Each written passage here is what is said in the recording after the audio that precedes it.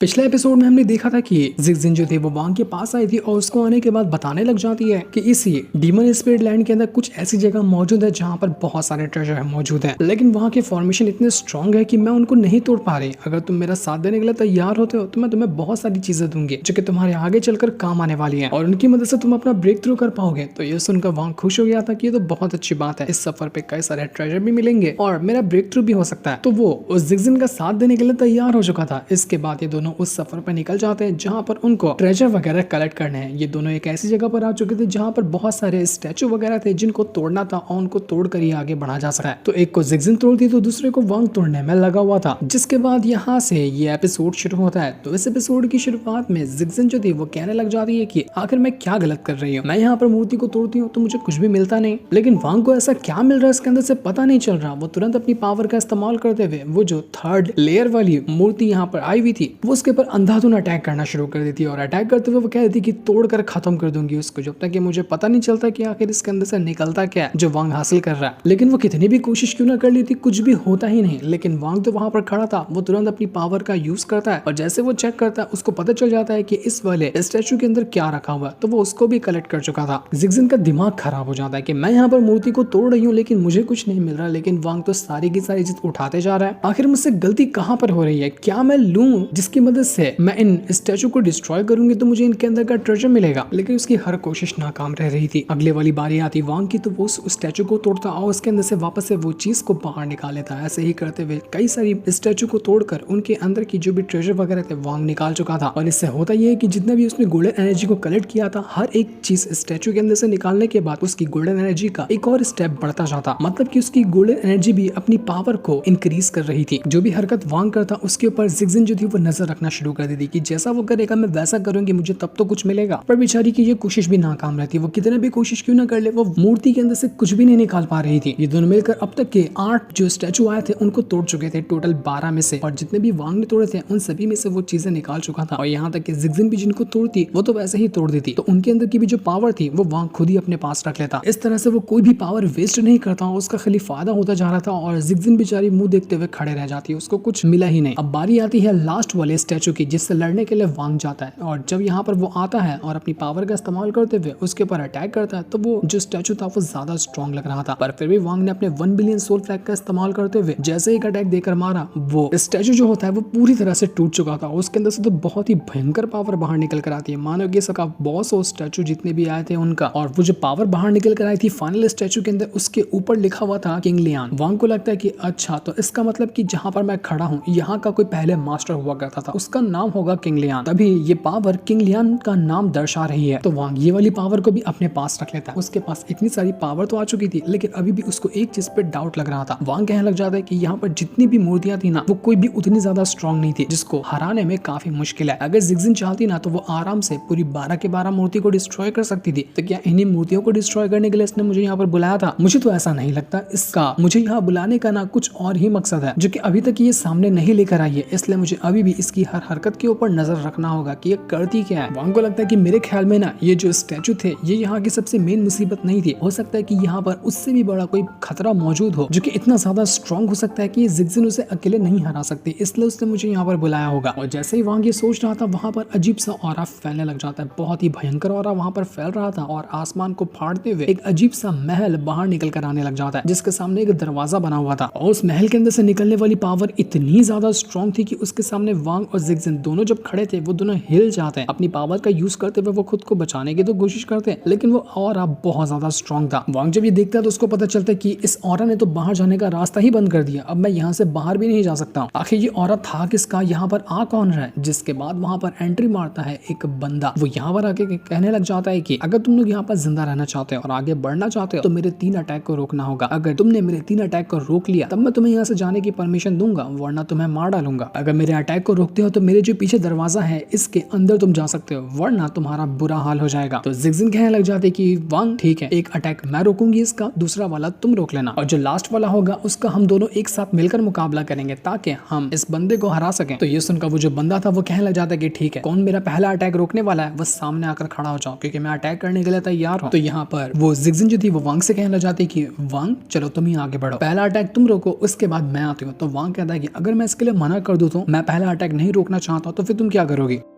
तो जिगजिन कहती कि तुमने तो देख ही लिया कि बाहर जाने का रास्ता सील हो गया, अब बाहर यहाँ से जाया ही नहीं जा सकता जब तक कि इसके अटैक को ना रोक सके हम। अब या तो इस दरवाजे के अंदर जाना है या फिर सीधा कवर में जाना है। अब एक ही रास्ता यहाँ पर बचा हुआ है, इसलिए तुम जा भी नहीं सकते यहाँ से कहीं। तो वांग कहने लग जाता है कि अच्छा अब मुझे समझ में आया ना कि तुम मुझे यहाँ पर क्यों बुला रही थी, क्योंकि तुम्हारे अंदर इतनी ताकत नहीं है कि तुम इस बंदे के 3 अटैक को रोक सको। तुमने मुझे यहाँ पर इसलिए बुलाया ताकि मैं इसके अटैक को रोक सकूं और उसके बाद तुम आसानी से दरवाजे के अंदर चली जाओगी। सच कह रहा ना मैं, मुझे तुम्हारी चाल पहले ही समझ जानी चाहिए थी। तो जिगजिन कहती है कि अकेले तुम्हें कहाँ भेज रही हो, मैं भी तो हूं ना तुम्हारे साथ। हम दोनों एक साथ जब रहेंगे ना तो हम आसानी से इस अटैक को रोक सकते हैं। अब दरवाजे के अंदर जाने के बाद फायदा भी तो हमारा कितना ज्यादा हो रहा है, तो तुम उस चीज को देखो ना। तो वांग कहने लग जाता है कि जहां तक कि मुझे लगता है ना, ये सामने जो बंदा खड़ा है ये असेंडेंट रैंक का बंदा है और मैं अभी यहाँ पर इन्फेंट ट्रांसफॉर्मेशन लेवल के मिड स्टेज पे मौजूद हूँ। आखिर मैं इसके 3 अटैक को कैसे रोक सकता हूँ? ये बिल्कुल नेक्स्ट टू इम्पॉसिबल बात है। तो जिगजिन कहती है कि वांग लेन, मुझे बेवकूफ समझ के रखा है क्या तुमने? मुझे पता है कि तुम इस अटैक को आसानी से रोक सकते हो, वैसे भी अगर तुमने अटैक नहीं रोका तो तुम मरोगे, इसके अलावा दूसरा कोई ऑप्शन नहीं है। तो इसलिए नाटक करने से बेहतर है कि मेरा साथ दो और हम यहाँ पर इसके अटैक को रोकते हैं। वैसे भी इतना घबरा क्यों रहे हो? क्योंकि मैंने तुम्हें अपनी सोल पिल तो दी ही है ना, तुम्हें कुछ हो भी जाए तो तुम वापस से जिंदा हो जाओगे, तो डरने वाली क्या बात है? तो वांग कहता है कि ठीक है, अब जब मुसीबत में पड़ी गया हूँ तो उसको तो झेलना पड़ेगा ही। मैं अपना पहला अटैक रोकता हूँ, उसके बाद तुम दूसरा वाला अटैक रोकना। वांग सीधा सीधा उस बंदे के सामने आकर खड़ा हो जाता है और उसे कहने लग जाता है कि ठीक है, शुरू हो जाओ, मैं तुम्हारा अटैक रोकने के लिए तैयार हूँ। वांग असेंडेंट रैंक के बंदे का अटैक रोकने के लिए वहां पर खड़ा हुआ था। तो ये देखा वो बंदा भड़क जाता है और तुरंत अपनी पावर को एक्टिवेट करता है। उसने जैसे अपनी पावर को एक्टिवेट किया, वहां का मौसम बदल चुका था, हर तरफ बिल्कुल धुआं धुआं हो जाता है। जिगजिन कहने लग जाती है कि तुम्हारी जो कल्टीवेशन पावर है ना, वो इतनी तो है कि तुम यहाँ पर पहला जो अटैक होगा इस बंदे का उसको रोक सकते हो। बस तुम अटैक रोकते जाओ और मेरा काम आसान कर दो। इसी के लिए तो मैंने तुम्हें यहाँ पर बुलाया था। वो जो बंदा अटैक किया था वो अपने पहले अटैक के अंदर अपने पावरफुल ड्रैगन को भेजता है ताकि वो वांग की जान ले सके। असेंडेंट रैंक के बंदे का ड्रैगन जो कि बहुत ज्यादा स्ट्रॉन्ग हो सकता है, वो वांग को मारने के लिए तैयार था। वांग पूरी जान लगाता है और उसकी मदद से वो ड्रैगन के अटैक को रोकने की कोशिश कर रहा था। जब वांग की हालत खराब होने लगती है तो वो यहाँ पर जिगजिन जो थी वांग से कहने लग जाती है कि लगता है तुम इसको अटैक को हैंडल नहीं कर पाओगे, जल्दी से वो ब्लड पिल का इस्तेमाल करो वरना तुम्हारी जान जा सकती है। लेकिन शायद तुम्हें पता नहीं होगा, जो मैंने ब्लड पिल तुम्हें दिया था ना वो नकली थी। अगर तुमने नकली वाली पिल का इस्तेमाल करके यहाँ पर आ गए हो ना तो माफ करना दोस्त, तुम बचने वाले नहीं है, तुम्हारी जान जाना तय है। क्योंकि मुझ पर भरोसा करना मतलब कि अपनी मौत को दावत देने के बराबर है। मैं भरोसे के लायक बिल्कुल नहीं हूँ। वांग के दिमाग में आग लग चुकी थी कि मुझे लगा ही था ये जिगजिन कुछ ना कुछ गड़बड़ करेगी। इसने जो मुझे ब्लड पिल थी वो भी नकली थी। और जैसे ये वाला अटैक यहाँ पर वांग को लगा था, उसकी हालत पूरी तरह से खराब हो जाती है। उसने हल्का तो अटैक को रोका लेकिन वो खून की उल्टियां करते हुए नहीं दुख थक रहा था। जिगजिन जो थी वो कहने लग जाती कि लगता है तुम अब मरने वाले हो, मैं तुम्हें जिंदा कैसे छोड़ सकती हूँ, क्योंकि हमारी वैसे भी दुश्मनी तो बढ़ चुकी है जब से तुमने इस दरवाजे की लोकेशन जानी है। क्योंकि ये दरवाजे का लोकेशन न सिर्फ हमारे ब्लड क्लान के बंदों को मालूम था और अगर तुम यहाँ पर जिंदा बच जाओगे तो फिर तो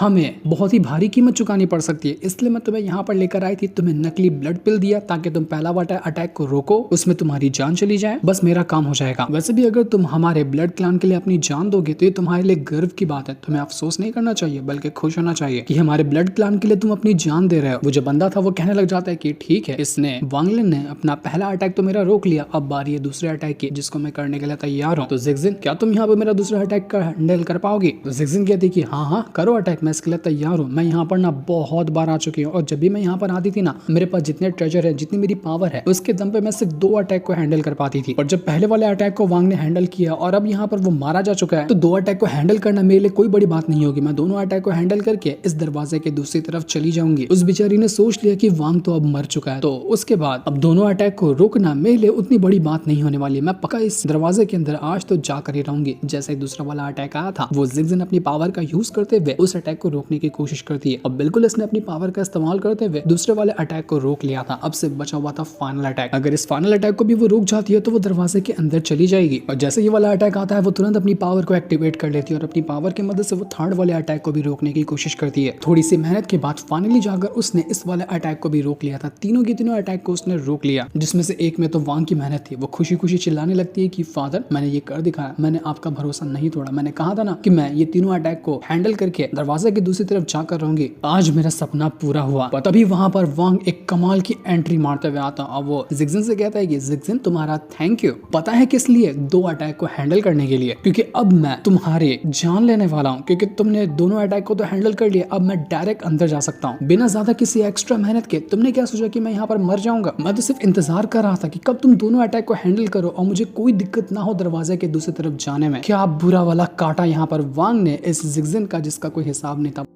वो पागल हो जाती कि तो अभी तक ये जिंदा कैसे? मैंने तुझे नकली वाली ब्लड पिल दी थी ना, जिसकी मदद से तू वापस से जिंदा हो ही नहीं सकता, तो तू बचा कैसे? तो वहां कहने लग जाता है कि मुझे बेवकूफ समझ के रखी हो। जब मैंने पहली बार ब्लड पिल को हाथ में लिया था ना, मैं तभी समझ गया था कि वो नकली है। तुम फेक माल मुझे देकर सोच रही थी कि मैं तुम्हारे बहकावे में आ जाऊंगा। तुमसे ज्यादा दुनिया मैंने देखी, तुमसे ज्यादा खेल कर मैं रखा हुआ। यहाँ पर तुम्हें लाना मेरे ही खेल का एक पार्ट था और तुम अनजाने में ही मेरा ही प्लान पूरा कर रही थी। जैसे मैंने नकली पिल को खाया था, उसके अंदर से जो पावर बाहर निकल रही थी ना, मैं समझ गया था कि तुम मुझ पर नजर रखना चाहती हो। तो मैंने अपने डिवाइन सेंस को सीधा सीधा तुम्हारे अंदर भेज दिया, ताकि तुम्हें शक ही ना हो कि मैंने उस पिल को खाया ही नहीं है। तुम्हें ऐसा लगे कि मैंने उस पिल को खाया है और तुम्हारी सारी की सारी बातें मैं मान रहा हूँ। मैं चाहता ना तो मैं उसी टाइम तुम्हारी जान ले सकता था, लेकिन मैंने ऐसा नहीं किया, क्योंकि मुझे भी उस दरवाजे के अंदर जाकर देखना था कि वहां पर क्या मौजूद हो सकता है। तुम जितने भी इमॉर्टल जेड मुझे दिए थे ना, मैंने सारे के सारे का इस्तेमाल किया अपना ब्रेक थ्रू करने के लिए नहीं, बल्कि अपनी बॉडी को एक प्रोटेक्शन लेयर प्रोवाइड करने के लिए, जिसकी मदद से मैं आने वाले हर खतरे का मुकाबला कर सकता हूँ। चाहता तो मैं अपना ब्रेक थ्रू कर सकता था, लेकिन मैंने ब्रेक थ्रू नहीं किया, बल्कि अपने प्रोटेक्शन को ज्यादा प्रायोरिटी दी। तभी मैं इतनी आसानी के साथ ना इस असेंडेंट रेल्म के बंदे का पहला वाला अटैक झेल गया और मुझे, तुम्हें पता है, एक खरोच तक नहीं आई। तुम्हें क्या लगा कि मैं खून की उल्टियां कर रहा हूँ, मेरी हालत खराब है, मैं तो मर गया हूँगा? वो सब मेरा ही प्लान था, ताकि मैं तुम्हें इस तरह से कन्विंस कर सकूं कि तुम जाओ और दोनों अटैक को खुद से हैंडल करो। और जैसे तुमने दोनों अटैक को हैंडल किया, बस फिर मैं तुम्हारे सामने आ गया। ये चीज देखकर जिगजिन एकदम